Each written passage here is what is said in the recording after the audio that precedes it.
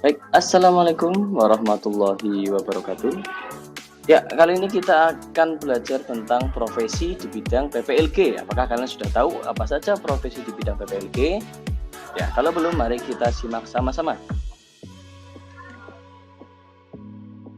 Ya, pada dasarnya profesi yang berkembang dalam bidang pengembangan perangkat lunak dan game mempunyai kesamaan, yaitu ada beberapa SDM yang mengatur bidang manajemen, bidang perencanaan, desain, pemrograman, dan testing.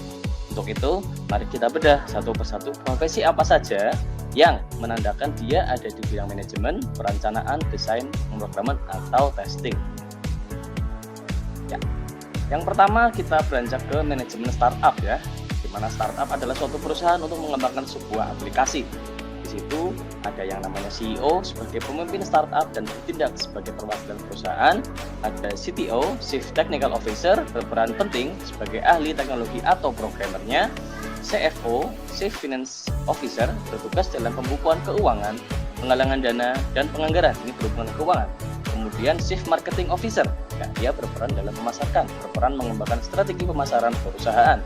Kemudian ada COO, Chief Operating Officer, bertanggung jawab atas urusan organisasi perusahaan. Ya, hal-hal yang berkaitan dengan kegiatan perusahaan, organisasi, SDM, HRD, dan sebagainya diatur oleh COO. Oke, itu adalah pembagian profesi dari segi manajemen startup yang ada. Ya. Kita beranjak ke tahap perencanaan. Di sini ada beberapa profesi. Yang pertama yaitu sistem analis, personel tenaga ahli yang memiliki kemampuan untuk melakukan analisa terhadap sebuah sistem. Kemudian ada data analis, berperan untuk mengelola data, mengembangkan laporan, dan mengatasi masalah terkait data ya. Ini berhubungan dengan database atau basis data nanti jika kita membuat sebuah sistem.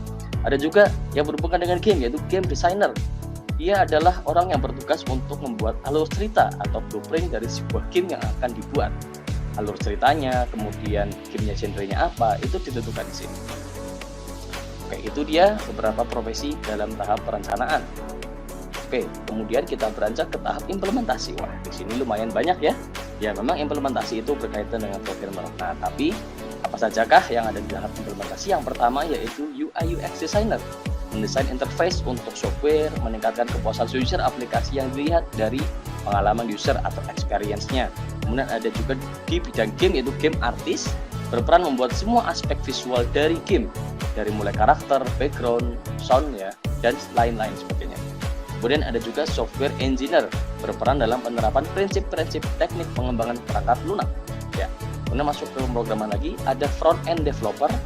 Dia adalah orang yang merancang antarmuka atau tampilan sebuah website atau sebuah aplikasi. Kemudian ada juga back end developer, memberikan aksi untuk melakukan sesuatu dari dalam sebuah web atau aplikasi. Ibaratnya kalau sebuah rumah, front end adalah terasnya, back end adalah dapurnya ya. Dua-duanya saling berkolaborasi membuat sebuah sistem. Kemudian ada juga full stack developer. Nah, orang ini memiliki kemampuan baik front end maupun juga back end. Nah, dua-duanya dia menguasai. Maka dari itu dia dinamakan full stack developer. Ya, kemudian kita sampai kepada tahap pengujian ya, testing.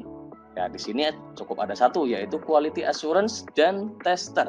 Bertugas sebagai penjamin mutu, melakukan tes terhadap software atau game yang dibuat, melakukan uji coba terhadap produk yang dibuat oleh programmer, mencari bug atau errornya, dan memberikan penilaian terhadap produk perangkat lunak dan chip.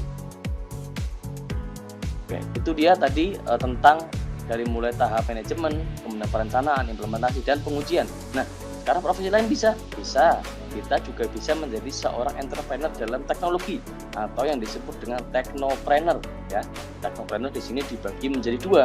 Karena kita di PPLG ada bidang perangkat lunak dan bidang chip.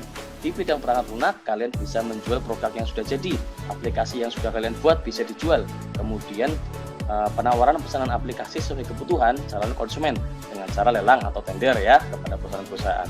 Atau juga bisa kalian menjadi jasa maintenance dan service dari sebuah software ataupun hardware.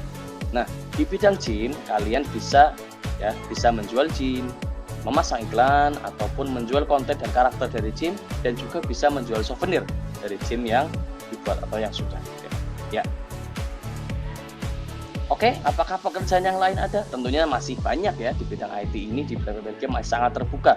Itu hanya gambaran saja. Kalian bisa mencarinya nanti mencari referensi yang lebih banyak lagi, dan saya harap setelah ini kalian bisa punya gambaran setelah lulus kalian mau jadi apa. Oke, mungkin itu saja materi pada hari ini. Terima kasih. Assalamualaikum warahmatullahi wabarakatuh.